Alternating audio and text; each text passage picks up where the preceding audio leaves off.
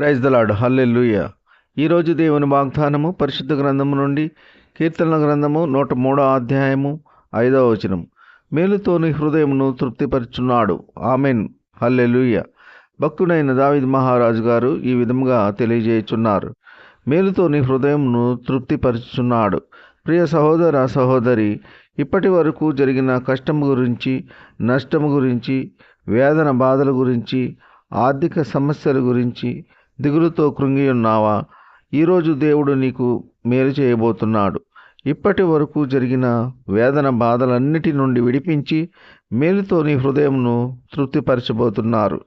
నేను ఇంతగా ప్రార్థిస్తున్నాను, నేను ఇంతగా దేవుని మార్గములో నడుచుకుంటున్నాను, నాకు ఎందుకు ఇంత శ్రమ, ఇంత వేదన, ఇంత కష్టము అని కృంగిపోతున్నావా?